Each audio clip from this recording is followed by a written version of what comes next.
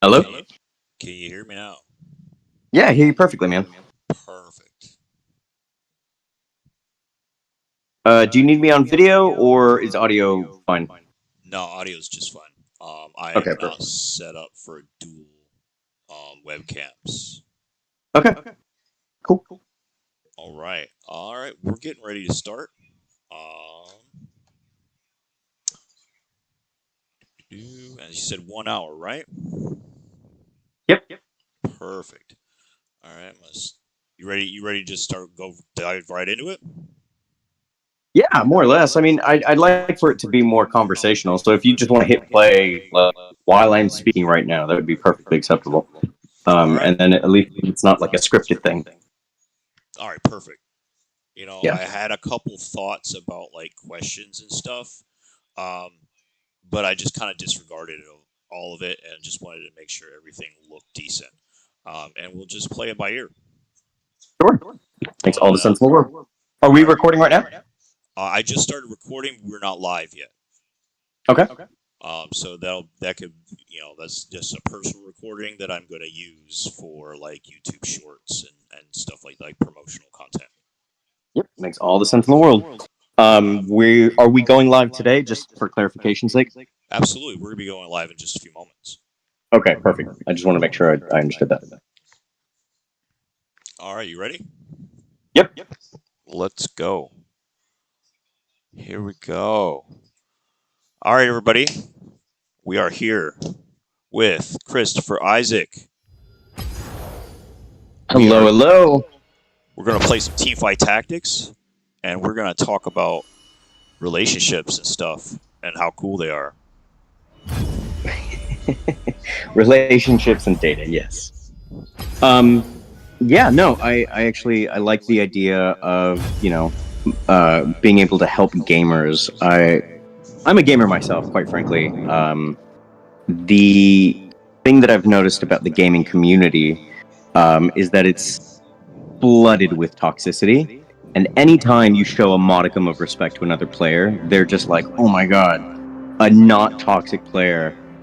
Like, there needs to be more people like you, right? And so I think there's a craving, a desperation, especially in the gaming culture, for that connection. And I think if the community as a whole could unite under that banner of connection rather than significance, i.e., trying to be number one, hashtag get good, whatever, then I think the gaming community would do a lot better. I think, yeah, I think Good. there's an interesting way to branch gaming and dating that the gaming community has never really considered. So I agree. I've definitely seen all the toxicity and then some.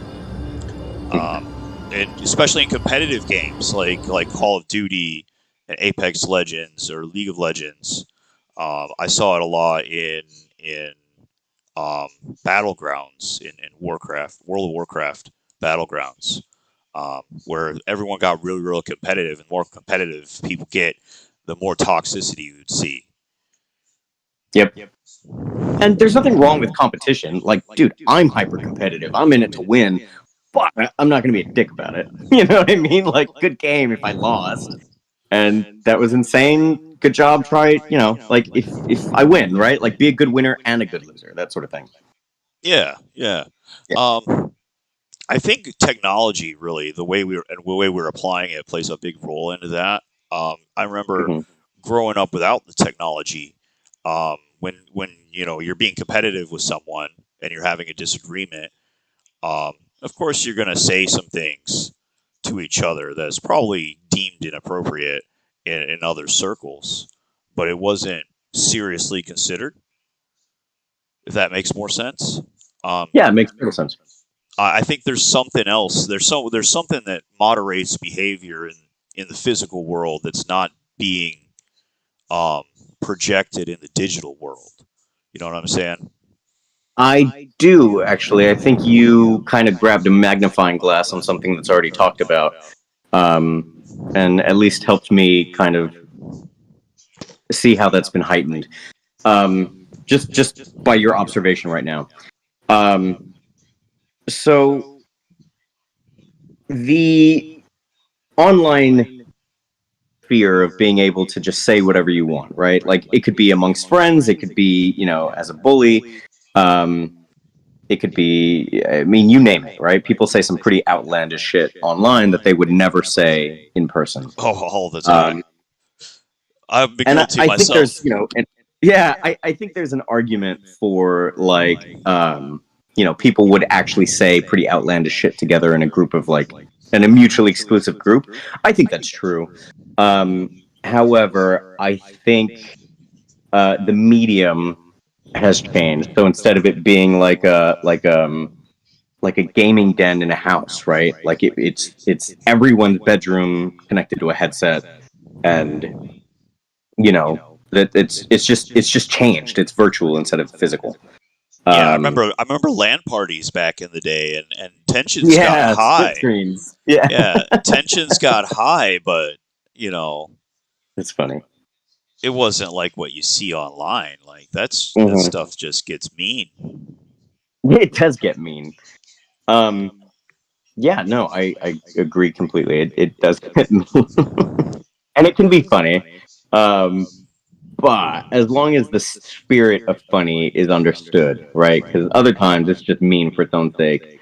Um, and I think again, I think there's a disconnect between the gaming community as a whole, those that value significance and those that value connection. Those are those stand at polar opposites to each other, right? So significance is the need to feel unique, special, or important. But if you're the most unique, the most special, the most important, then you make it impossible for anyone to be on equal footing with you. They can't actually connect. Yeah. So connection as a value is subservient to significance, or at least your own significance. Do you think And I think, physical proximity has a role to play in that physical connection with someone that some that well, digital can't provide?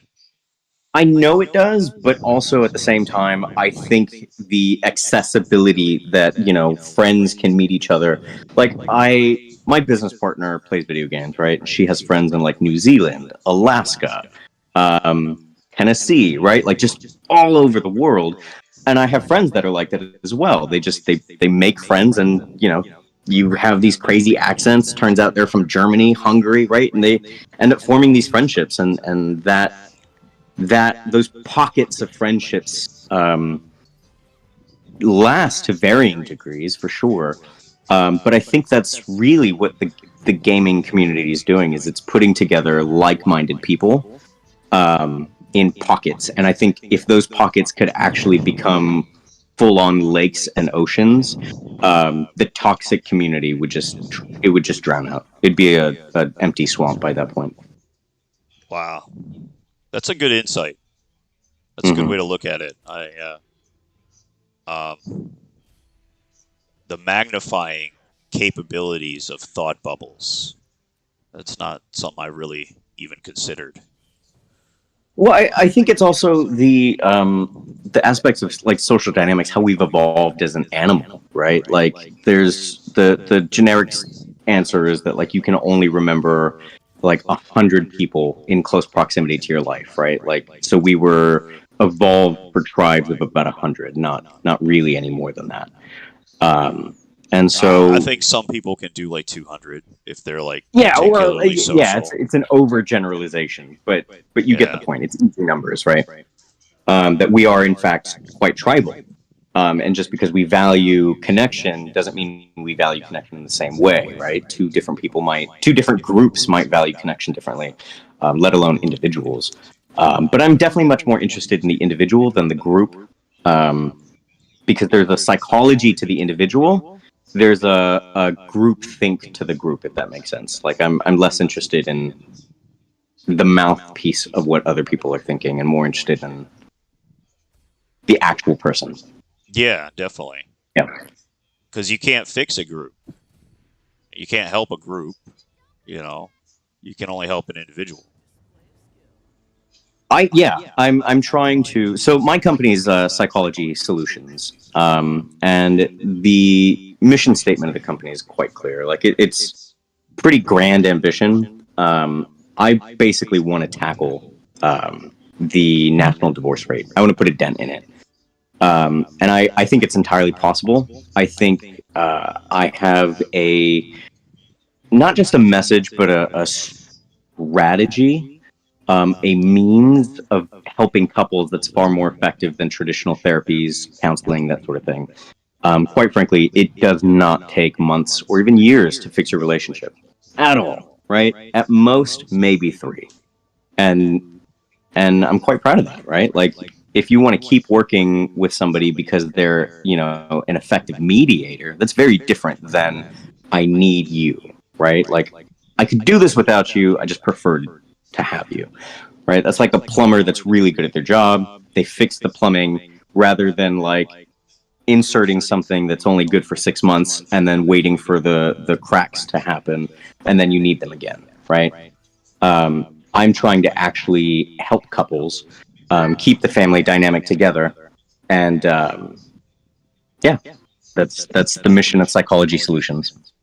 Awesome, man. How do you think? How do you think gamers like myself would benefit? Like me and my fiance, we've been together for like 7 years or so. Um, but that doesn't mean that things have gotten easier. It never gets Yep. easier.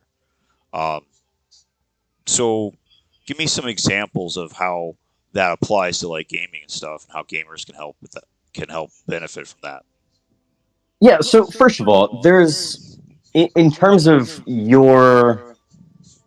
there's a number of ways to answer that, right? Like, am I offering insights to how I can help your not help your relationship, but empower or enhance the quality of your relationship, right? Because problems never end. It's not like I can make a promise that I'm going to teach you something and you'll never fight with your partner again. That's not how that works. Nor should it. Actually, there was studies done by the Gottman Institute that actually showed there's a ratio to positive to negative interactions, and if there's too many positive, actually the couple is likely to end because there's not enough challenge with it. Interesting. Yep, it's too good, it's too happy, it gets boring. That actually couples will die in that state. Mm-hmm. But there's another ratio that shows that too many negative, and obviously it's going to die. It just becomes too stressful. So I think the proper way to conceptualize it is your partner should be a benevolent adversary, right? This person should complement your personality traits. They should love you for who you are and for who you could be. Now, that presents a very annoying problem for everyone that's listening, because who you could be is not who you are, and who you are is not sufficient enough for who you could be, right? I'm not saying any profound words, but we all know that sometimes in the morning, we should maybe go to the gym. We should do something that would make improve our health, our physique, make us sexually attractive to our partner or the opposite sex if we're single, right? Like little things that we know we should be doing that we're not doing. And yet, if we're going to accuse our partner or, whomever of nagging us or criticizing us for wanting that side of us to show, then actually we are, in truth, betraying who we could be and settling for who we are. And I don't think as a culture we've conceptualized that well. And so if you want to think of an RPG, right, it's like, no, I don't want to do the side quests. I don't want to do the main quest. I kind of like where I am. Level 16, it's good right here. I like it. Like, the enemies aren't too troubling. You know what I mean? Like, why stay there? It's silly. Like, why not just go to the end game content? Just exactly. Skip ahead to the end game. Like, why are you wasting your time here? I like to think get in the raiding guild and I like to think Psychology Solutions is end game equipment, right? Like, I'm getting a phone call on my. There's a lot of different games, so that life has a lot of games to it, and there's a lot of different ways to play them, and the rules aren't always clear cut. I'm really. I think the game theory model is a appropriate, especially, I mean, hell, we're talking about games, right? But we're also talking about dating. We're talking about relationships. And I think the best way to conceptualize that also is to think of kids, right? Like, remember when you were a kid, or imagine two kids playing on a field, right? Or a bunch of kids, whatever. They're playing catch or they're playing tag. And like, they don't have a rule book for tag, right? They just kind of, they understand more or less the game that they're playing, and they get creative with it. Sometimes you meet that dickhead kid that's like freeze, and then suddenly he's like untaggable for whatever reason, right? We all remember that kid. Maybe that Yeah. was you, right? Like they just push pause like somehow in real life, and you can't tag them anymore. It's bullshit. That But is anyway, bullshit. yeah, exactly. Do kids still play Um, tag anymore? Is that still a thing? I don't know. I like to. My daughter does. She's super social. That's awesome. But yeah, thanks. Um, but yeah, no, I think that's the proper way to conceptualize our relationships and our partnerships as well, is by observing kids, right? Like if you have a kid that's like, I want to play tag this way, and I don't really care how you want to play tag, right? Like, doesn't matter to me. Um, then, I mean, you're going to attract a type of people that don't want to play tag with you, right? If you're willing to betray your future self and settle for who you are, then it's likely that you're going to betray an ideal that your partner is looking for within you, right? And that's equivalent to settling for level 16 when, you know, end game stats are level 99, right? But it's so far ahead. Good God. There's an old I don't know That's if quite a people grind, played you this. know. Yeah, exactly. There's an old video game called RuneScape, like classic RuneScape no less. So I'm dating myself here for a second, but there's a meme that says 92 is half of 99, and basically the experience that it takes to get to level 92 is exactly half of what it would take to finish up to level 99. Like it's obscenely high for each level between 93 and 99. Diminishing Um, returns. yeah, exactly. So Uh, I always think that's funny, but it's scary. It's daunting. Like it's easy to just be like, I'd rather play a different game. Like relationships are hard. I don't want to deal with this one. You know, I it's requiring that I change too much. I'm having to put in a grind. You know, it's not giving me instant gratification the way video games and porn necessarily does, or alcohol or drugs or what have you. Um, and I think if people understood that they're playing a game of neurochemistry, I think they'd have a lot more control over the quality of their lives, their fulfillment in their lives, their happiness, et cetera, et cetera. well, I remember when I was single, I didn't know or think about any of this stuff. That wasn't what was going through my brain. Like I was thinking that like uh, going out and meeting people, regardless of whether it was a romantic or even a regular friendship with someone. I wasn't thinking of that. I just wanted to stay home and not deal with any of that. And I did that for a long time. I just I did my job and I played World of Warcraft. That was my life, and Mm-hmm. I didn't want any of that stuff because it didn't seem like it would be worth the effort. Like, why would they want to be with me? Like, what if they betray me? There was a lot of what ifs. It was always what ifs. What if they do this? What if they do that? What if I do this? What Mm-hmm. if I do that? And you just don't even try. That was my problem. It was like that for years and years and years. And then I got tired of that, and I latched on to the worst woman I could have latched onto, like immediately. Mm-hmm. And I had a terrible, abusive 7 year marriage. Okay. Um, and then after that, then I had to start like really thinking about like what I wanted, and and also taking into consideration what other people wanted, so that I could have a reciprocal relationship with someone that's actually going to work out and last. Um, that it wasn't until I had that conversation with myself that I was able to build anything with anyone. You know what I mean? I do. And I think most people.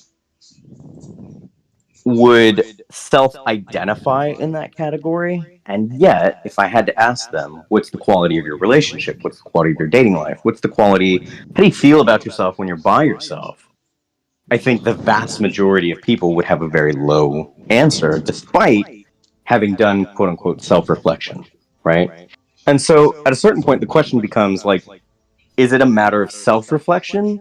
Is it a matter of,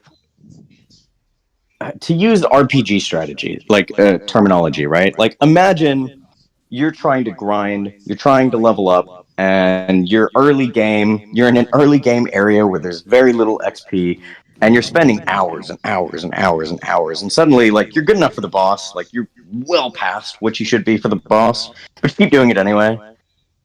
But instead of, like, actually moving on, you try to get to 99 from there, right? And I think you said it earlier, there's an issue of diminishing returns.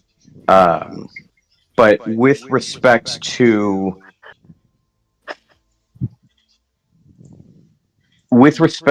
how people effectively gauge their not just their quality of life but their progress in life, right? Again, is the question just a matter of self-reflection? I would argue no. I would argue it's a matter of finding the right tools. I think there's a psychology and a strategy aspect to it, and I think most people confuse the self-reflection as the doing the work, and it's very much not that at all. Okay. Man, I So am getting my that's not a butt dig on kicked. anyone. That's me saying, like, there's hope, right? Like, if you're still not satisfied with your answer, like, anyone who's listening to this, like, the answer does exist. The solution to your problem does exist.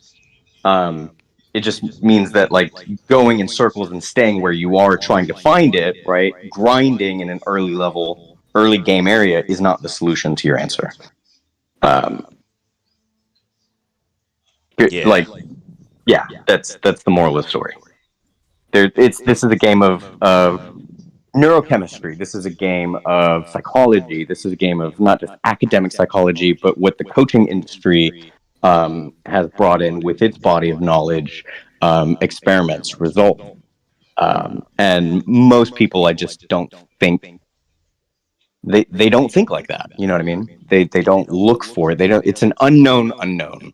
So if I said to you, not to go too off topic, but if I said to you, you know, hey, don't you know there's a ton of, like, tax benefits that, like, just most people just don't know about? And you're like, I think most people would agree, like, yeah, there's tons of tax benefits I know nothing about taxes, period. Like, I know I don't know anything about it. But dating, relationships is this whole ethereal realm of darkness where it's like unknown unknowns. You know what I mean? It's like this, it's not like the secret to happiness is known to exist only to a select few that just, happen to have their taxes right. But actually, if you understand psychology, it's a very similar. There's a law to this. There's a physics to progress, and there's a law to the psychology of human beings. And I think when you understand how to play the proper game with respect to human beings, yourself and others, whether you're dating or in a relationship, then you can start making forward progress in your life with measurable success, measurable happiness.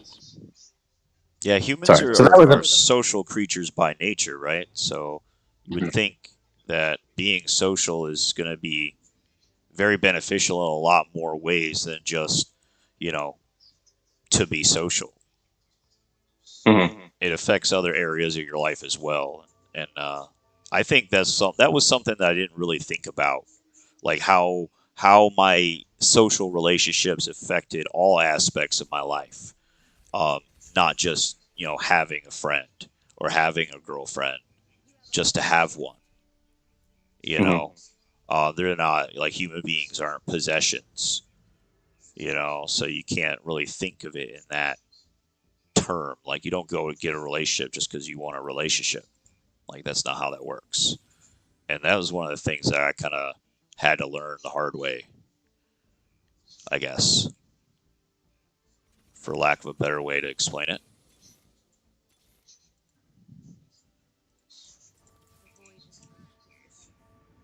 What do you think?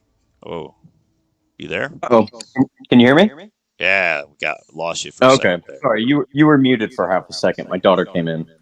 Um, yeah, no, repeat the last part. Forgive me. I'm sorry. Ah, man, you put me on the spot. Ah, That was just a perfect storm of issues. My daughter came to give me food, bless her soul. And she was trying to be hey, super quiet, but I could tell it wasn't going to happen. So I put her everybody's on got to mute. eat. My bad. Yeah, my bad. My bad. Oh man, um, I've lost my train of thought. I lost it. See, this is why I should have notes. This is why I yeah, should have exactly. notes. Um, Um, it's gonna be on the stream though, so we'll be able to access it later, and yeah, then we'll revisit it, and answer make it in the fun of comments me or something. and make fun of me for being an idiot. Yeah, Yeah, exactly. yeah, it'll be a jolly good time.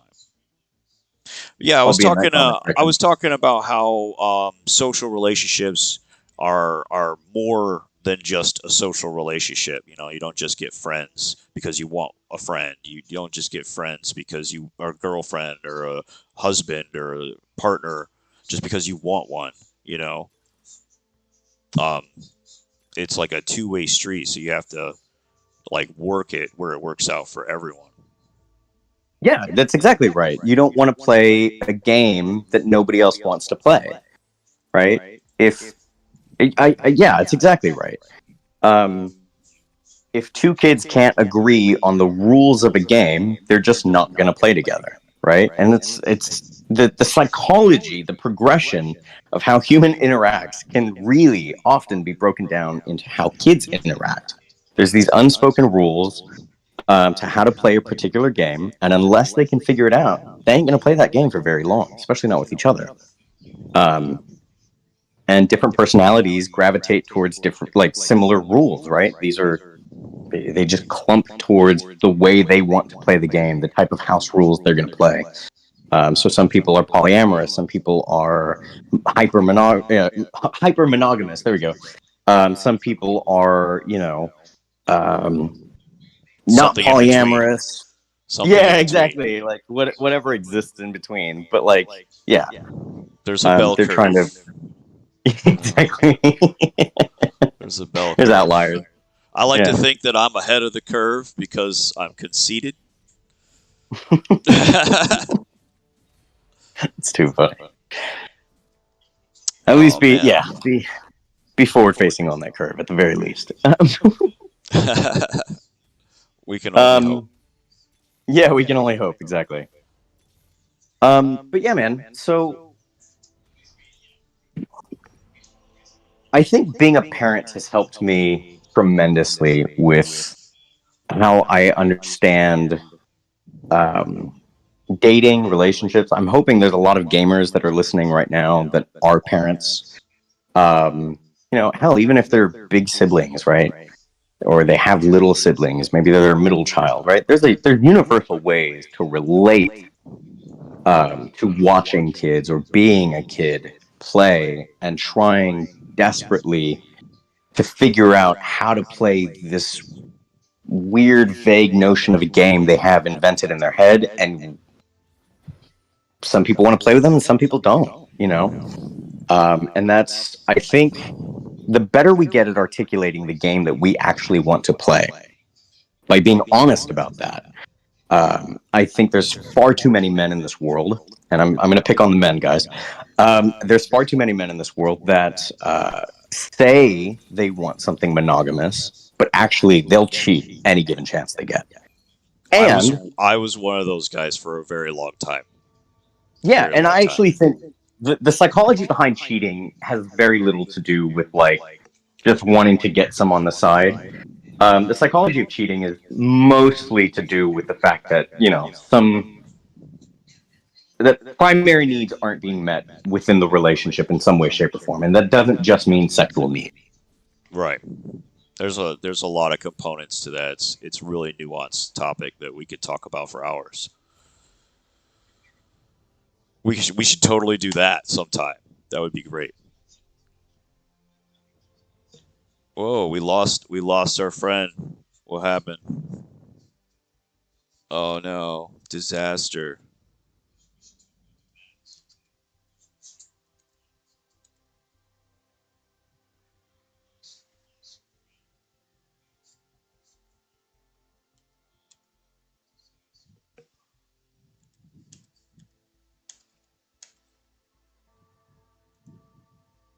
You there? Oh man.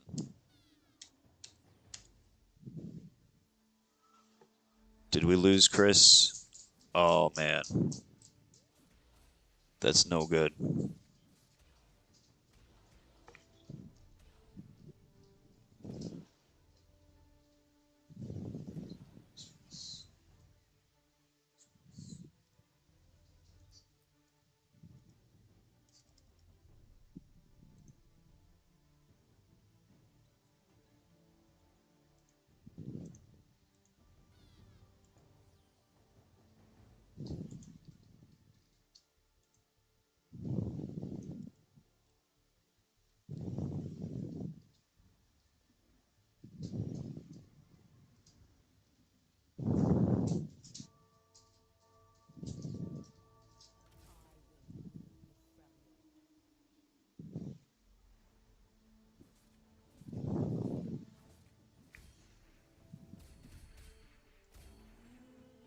Oh man, it looks like we lost Chris.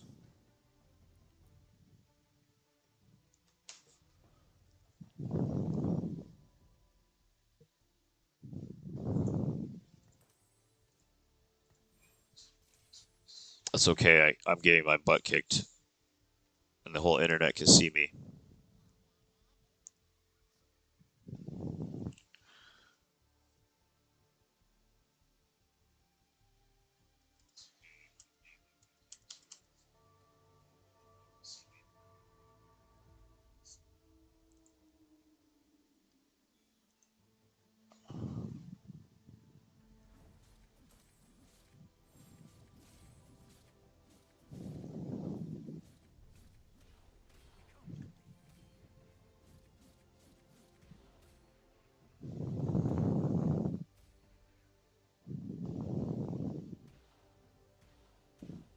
Looks like Discord call dropped.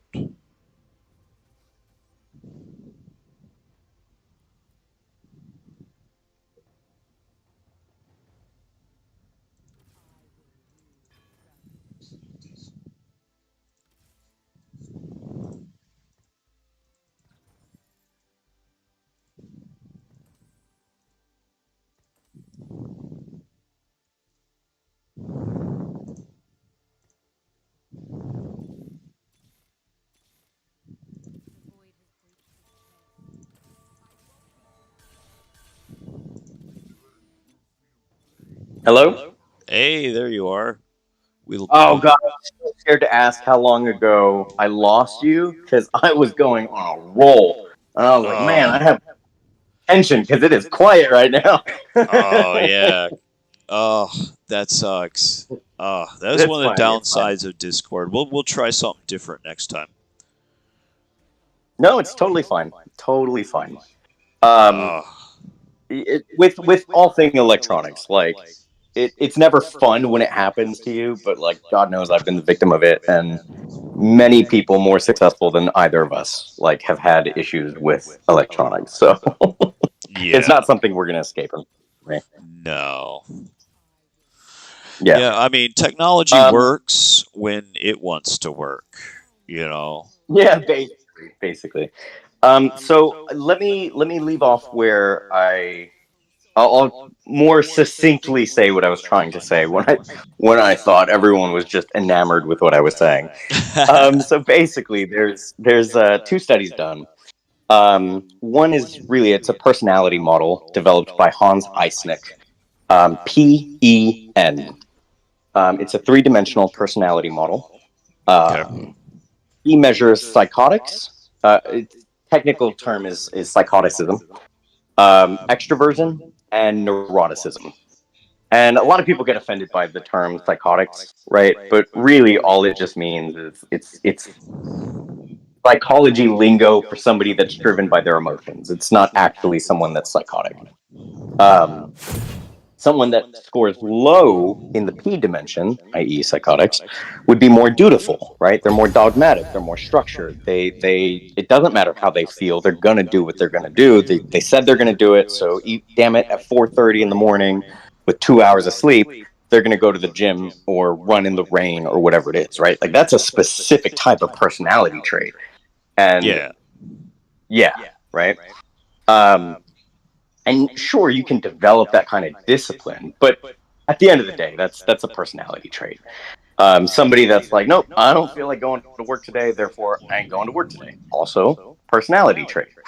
And so for the Penn model, it's obviously a unisex personality assessment, but for demonstrative purposes, we're just going to apply it to women because there was another study done that found that there were 4 categories of men that women found universally attractive across culture, age, religion, you name it, right? All demographics, women found these 4 categories of men to be attractive.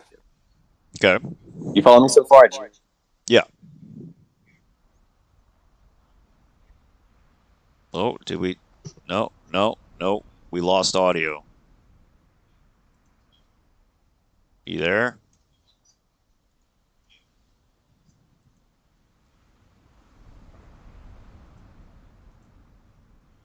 Oh man, Discord sucks.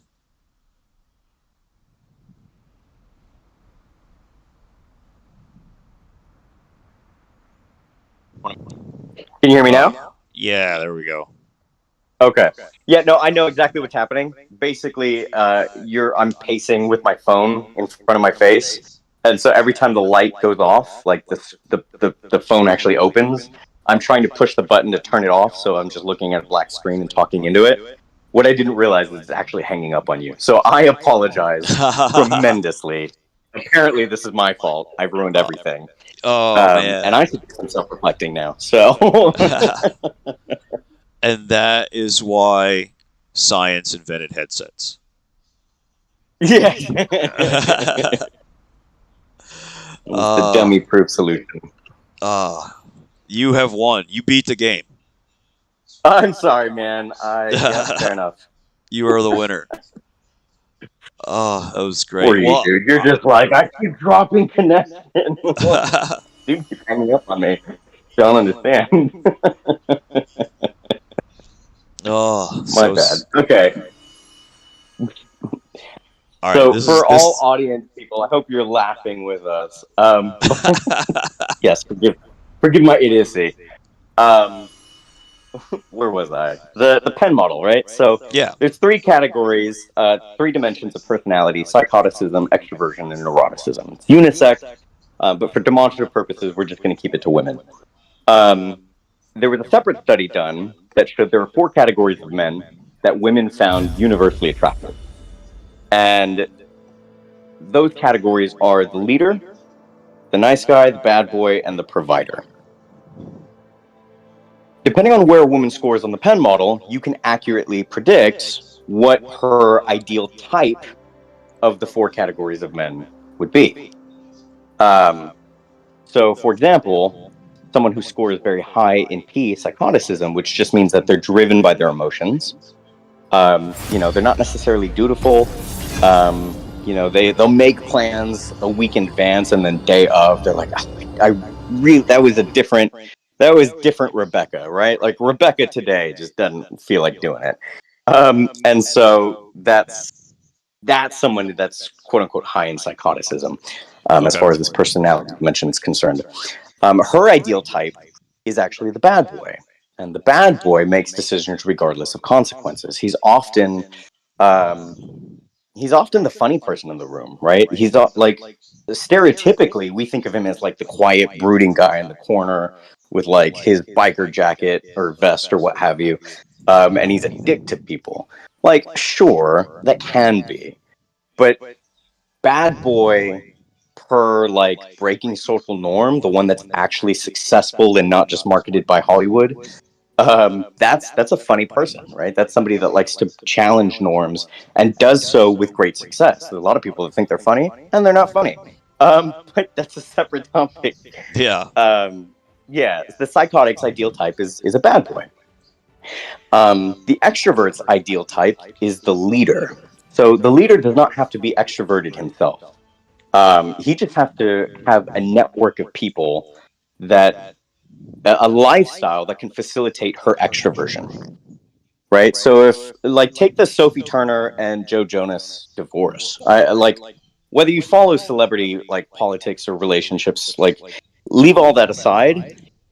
The reason their relationship failed was because she's very outgoing and he's a homebody, and the world took arms against one another, going, "How dare you suppress her as a woman?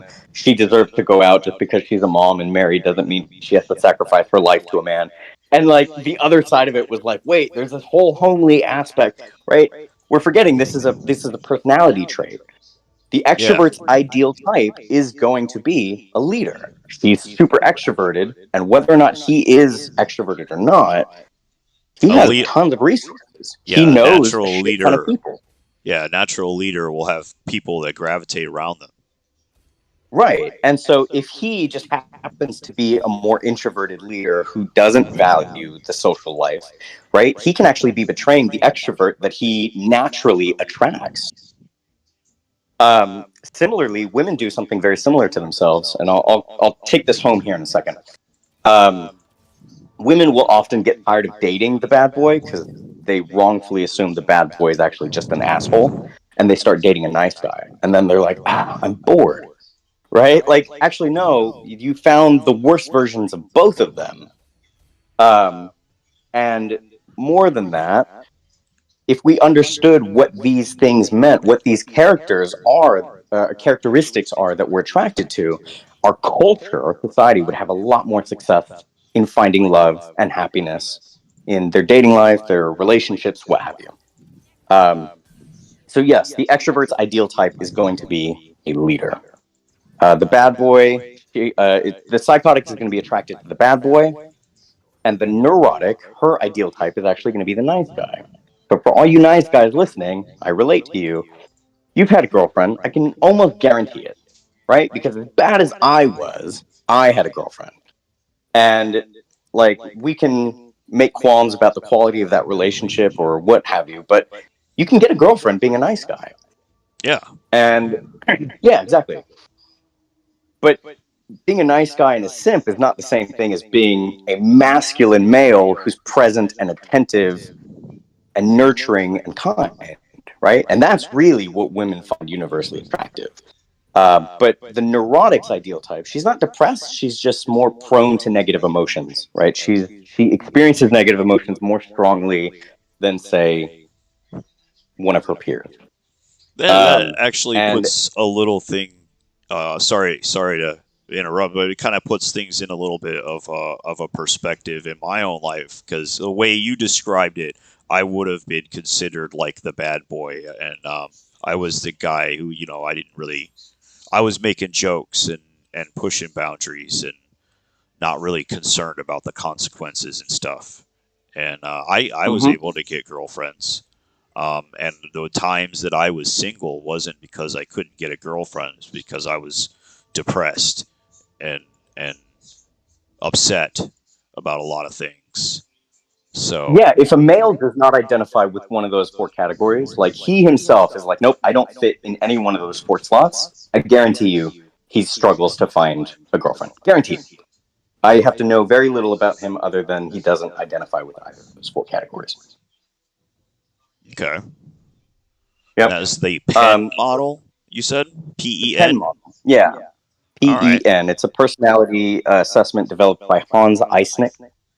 Um, it's very simple test. I teach many of them, so like if anyone actually wants to learn from me, they can find me at mypsychologysolutions.com. Um, and I have a very affordable program. It's called Psychology Solutions Academy. Basically, it's the most affordable solution I can think of to break culture. So if there's 24 hours in a day, I can only sell 1 hour of my time. Hypothetically, I can only sell 24 hours in a day, right? So there's limited to how many people I can help. Psychology Solutions was essentially the answer to that question. How can I help 200, 2,000? and still give them one-on-one time. And that was by giving a curriculum that teaches not just the Penn model, the Big Five, and numerous others, the 6 human needs, 3 levels of trust, the 3 levels of love, et cetera, right? Okay. How can I teach that and still have one-on-one time with anyone that wants it? And that was how we birthed Psychology Solutions Academy. So it's literally $100 a month, and yeah, I mean, I'll teach you most things that you won't learn in a psychology class, or at least I'll teach them in a depth that you won't learn in a psychology class, in a context that's actually useful, rather than what your professor wants you to write a paper on. You know what I mean? Yeah, yeah. So that's the Penn model. One of the things we teach, and the 4 categories of men. Oh, I didn't finish my thought. Actually, I got ahead of myself. Oh man, Um, do it. yeah, the fourth category, the provider. So if you notice, there's 3 for Penn, and there's 4 categories of men. So the numbers don't add up. Psychotic's ideal type is the bad boy. The extrovert's ideal type is the leader, and the neurotic's ideal type is the nice guy. However, the provider is everybody's second choice. He's the Hugh Hefners of the world, right? He has resources, he has wealth. It's attractive. It's extremely attractive.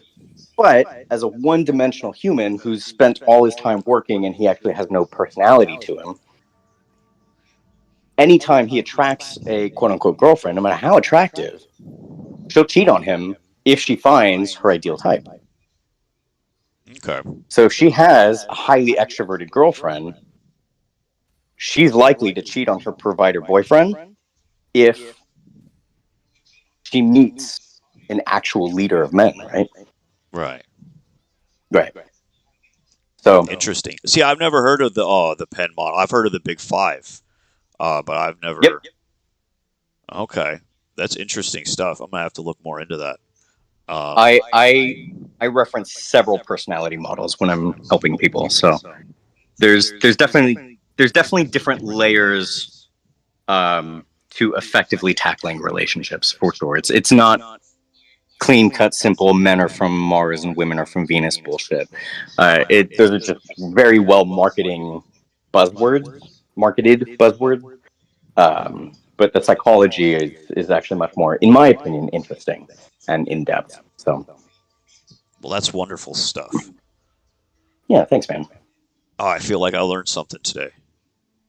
Now, now I'm gonna have to like bash my head against a wall so I forget it again. Yeah, it's funny. So you said you identify as the bad boy who broke social norms.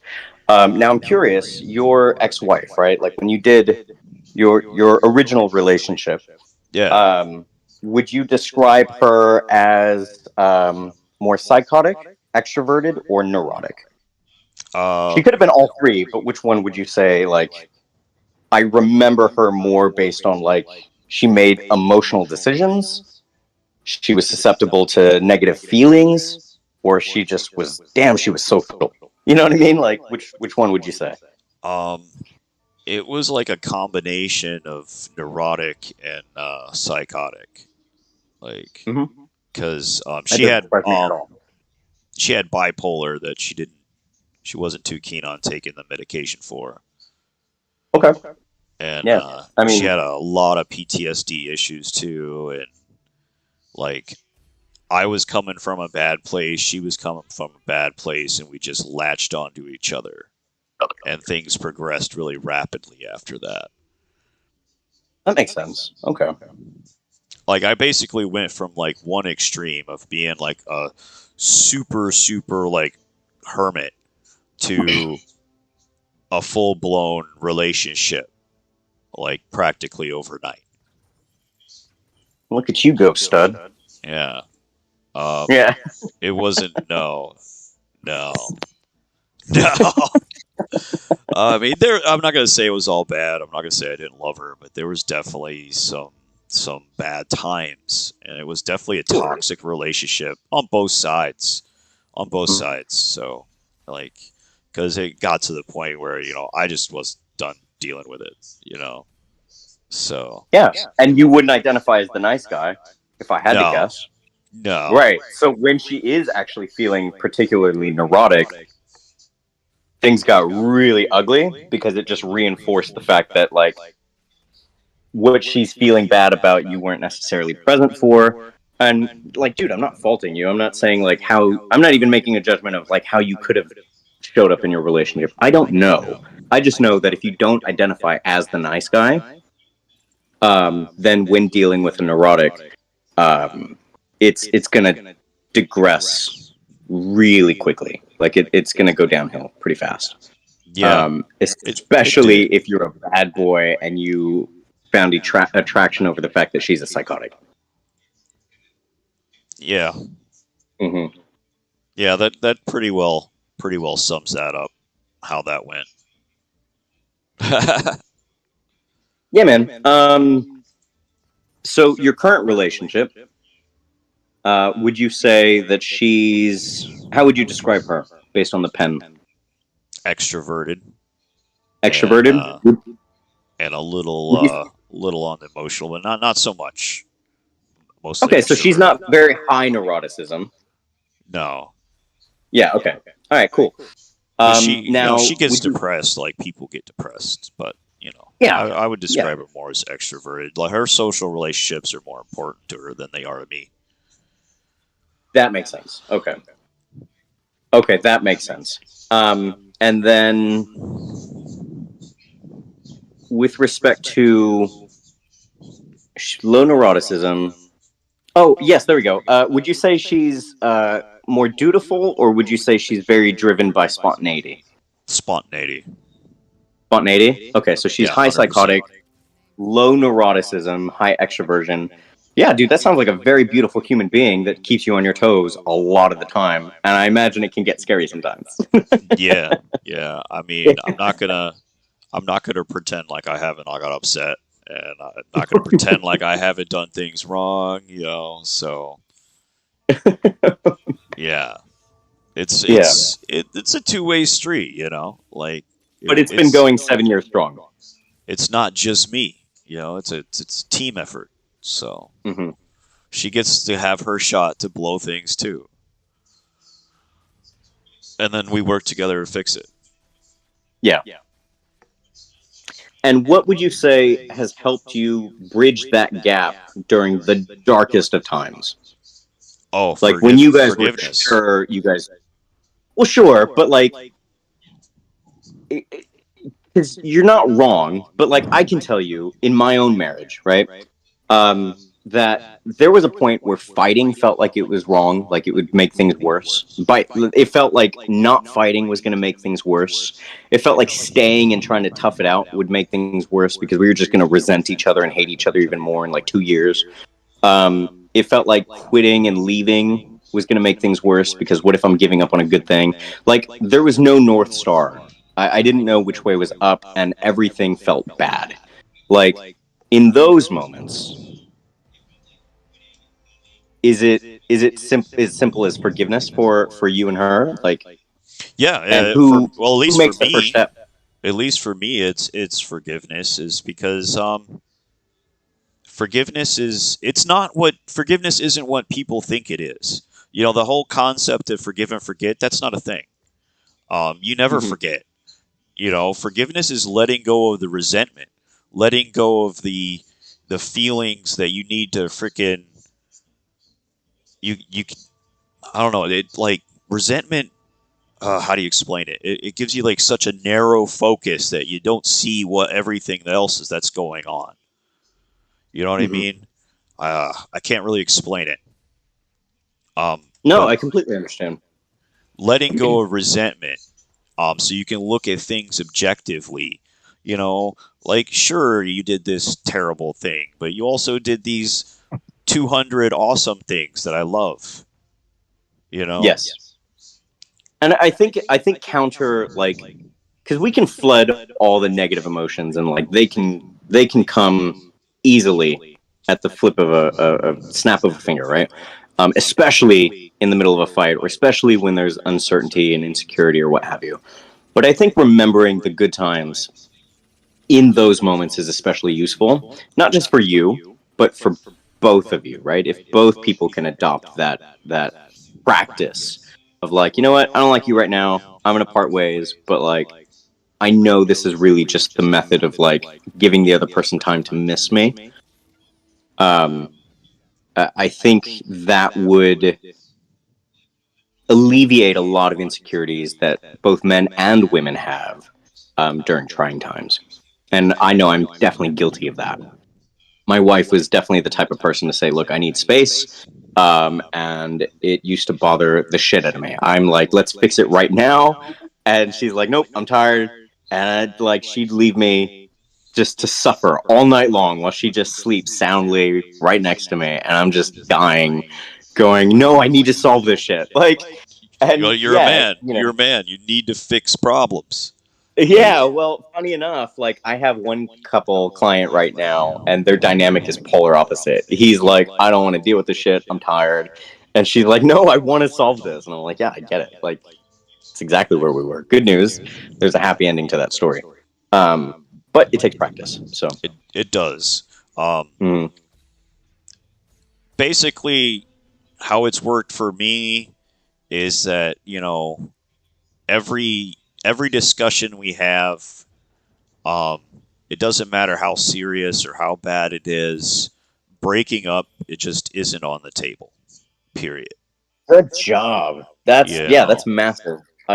I, my favorite is the metaphor like no matter how scary it gets, I'll never leave the car. I'll never threaten to get out of the car. Basically, Yeah. like the ride or die analogy together. Like instead of just keeping it like a tongue in cheek phrase, like hone it in as a metaphor, right? Like as a actual metaphor. No matter how scary it gets, I won't even threaten to get out of the car. I mean, we've been together for 7 years. We've been through so much. Like, why would we throw all that away now? Over some mistake. You know, everybody Well, makes and I mistakes. think and I actually think that's why the national divorce rate's so high is I think that they're just at wits end. I think a part of it's the culture telling some people saying, fuck it, just move on, you can find happiness elsewhere, there's someone better suited for you. I think that's a part of it. I also think there's a massive part of people that like they truly believe in their soul that like they've exhausted all resources. I mean, short of like converting to Catholicism to being, the perfect spouse, like they've done everything they can. Um, and the truth is, like those are the couples that I'm desperately trying to reach out to because I can help them. They just don't know that the solution to their problem exists. Hell, I can help the first couple, the one that's fighting against culture and going, what is happiness? Is there someone that's better out there for me? Well, sure, but also I can help you with your relationship and answer those questions in a way that satisfies you. And I do that just by understanding psychology, what people actually need, want, as far as fulfillment's concerned. That's awesome. Um, yeah, thanks, man. Like I said, it's a game of neurochemistry at the end of the day. Values, beliefs.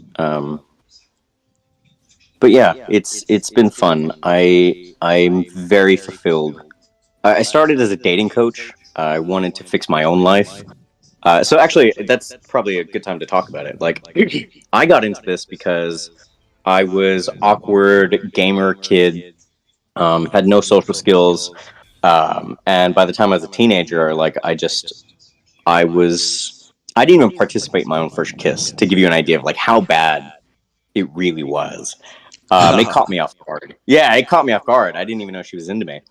I So the can people that are like, there are people that like me and I just don't know it. Like those, yeah, those people are real. I was one of them. I can Um, empathize. I can empathize with that. I've been in that yeah, situation exactly. once. Like I didn't notice she was into me at all. Like I didn't pick up any of the signs.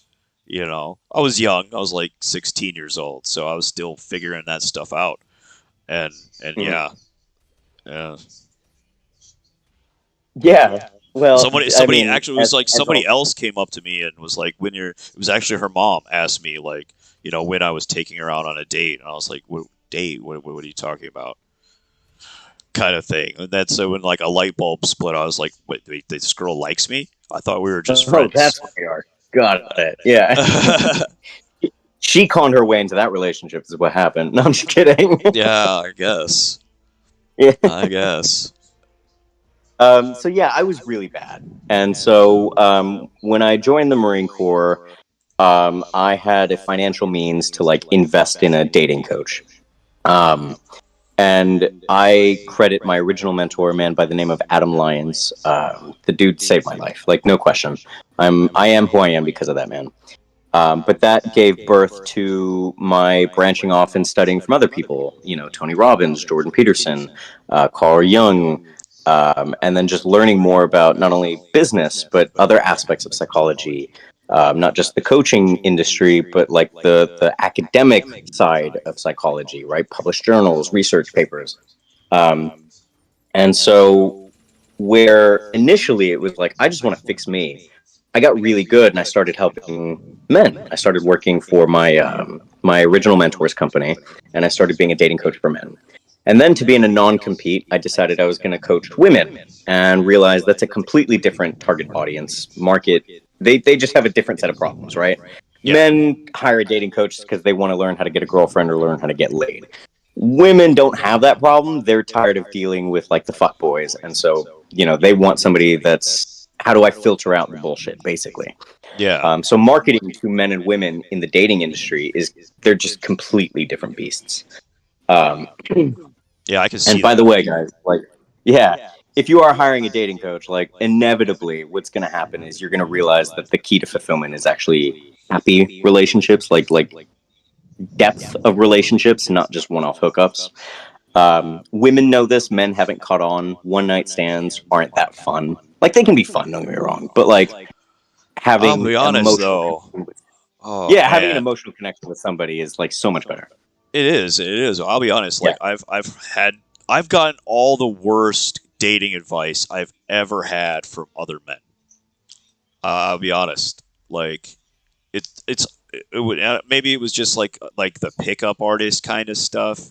But even when it's Yep. like guys among guys, it's like guys have no idea what women think, how they think. It's like they don't know. Honestly, I actually think I think women are worse at giving men advice on how to date women. Because like men don't know how to articulate it, but at least they've kind of figured it out. In my experience, a woman could not date a woman. Like, unless she's actually lesbian, and even then, like, they drive each other crazy. I mean, They get catty real quick. I've known some lesbians that were in very very healthy relationships. You know, Yeah, and and then I would imagine one. I Yeah, no, like there's exceptions to any rule, right? And you can totally be in a lesbian relationship, a gay relationship, as long as you understand the dynamics of masculine, feminine dynamics in any relationship, you're going to find satisfaction. yeah, you have to find your Like you, balance of those things. basically, yeah. You can't really Um, deny the one or the other. You have to remember that all those things exist within you, whether you like it or not. Which is yes, that's exactly right. If and if you think of feminine as entirely woman, right, or masculine as entirely man, you miss the point. Actually, it's you're supposed to have a well-developed sense of both. yeah, that's why a two-parent household, like the jury's still out on how single-sex couples raise children. So I don't, we're not gonna go into that, but it Yep. is shown that a two-parent household um, provides a lot for children, and having that male-female dynamic is a big part of that. Yeah, the masculine feminine dynamic, right? Because it's, you're not wrong. The data is very clear on two parent households, right? The kids just perform better academically, um, their health, their IQ. Like, if any dimension you can measure a child's success over time, um, just the data is clear. If it's a two parent household, the kid's performing quite well over a single parent household where there's stress. Um, but that doesn't mean, like, to your point earlier, there's lesbian couples that are in great relationships, right? Like, they're incredibly healthy. Um, and understanding how to step into, like, me as a masculine male, for my wife, if I'm hyper masculine and I'm always masculine, like the relationship's inevitably going to get tyrannical, right? Like sometimes she's going to need me to have a softer touch and approach to how I engage with her. And I think the issue is that women have become hyper masculine and men have become hyper feminine. Because men, like, if they're anything like me, and I think a lot of them are, they grew up seeing their mom dating like very abusive men, Losers. right? Losers. Right. Let's just say it how it was. They were losers. Yeah, but like they were what we would call toxic masculinity, right? Yeah. And I grew up thinking, oh, aggression's bad. Well, actually, that's not true. It took a very long time for me to realize aggression is protective. That teeth are necessary, right? The masculinity is. Are you Important. there? Yeah. Yeah. Okay. Perfect. I wasn't sure if I lost you. Forgive me. But yeah, it is important. So yeah. Sorry. I wanted to make sure I didn't drop the call this time again. No, you're And good. I We're didn't. good. So. All right. Success. Victory. Cool. Do you have any of your audience members, have they asked any questions or made any comments? Like, can you see it, or is there no way to see that? No, it's been really quiet, unfortunately. I'm a little sad, but it's Okay. okay. It's still going to be on YouTube. Um, I've This gets to exist in perpetuity. yeah, yeah. I mean, Yeah. the thing with small channels is like the first step is always the hardest. You know, it's getting those Mhm. first few viewers. You know, building a community, and I'm a new streamer. I'm still figuring this stuff out. So like I just realized that like my socials aren't programmed into my streams theme, you know? So like when I show Mhm. to the starting soon thing, it just says socials. It doesn't have my socials there, and I'm like, ah, jeez. So, Nope, um, I get it.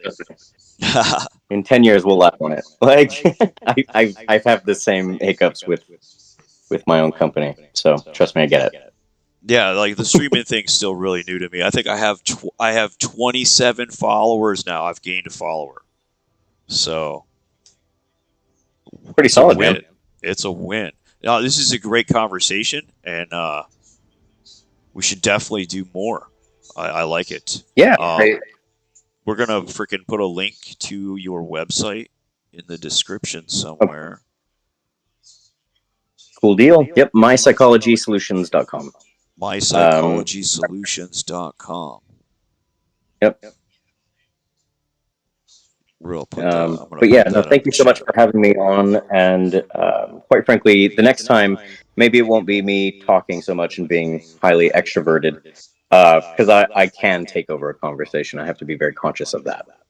So I apologize. But hopefully, I taught some cool shit and people got some value out of it. And next time, it can be more of a pitch and catch dialogue. So Yeah, you know, and we can. This was kind of like, you know, we just played it by ear, so it's not like we had a script or anything. And yeah. I'm playing the game in the background too, so Yeah, I've been wondering about that. Like, I'm man, doing I was hanging out terrible. with I'm you. doing terrible. I got 8th place. It was bad. So it's like my focus is split. You know, I can only imagine. I was like, this poor dude, he's not doing well in his game. it would be. I got to see. I got to get you to play the game because then when we're both playing the game, then we're both having split attention. Yeah, no, that would be awful. That's how you get an expert to not become an expert very quickly. No, that sounds so wonderful. It sounds so awful that it's wonderful. That's a episode of Between Two Ferns or something like that. Like it's just that would not be good. It would be like an All right, episode of the Twilight Zone. yeah, exactly. How do you All right, make man. Well, Stephen thank you so Hawking much. dumb? Yeah, Put him in a League of Legends lobby. there you go. Oh, That, all right. that's entertainment. But yeah, man, we'll do this again sometime. Thank you so much, and hopefully, for anyone listening, you learned something. Well, I learned something for sure. Thanks for coming on. I love having you. We should definitely do it again. Cool, man. Thanks.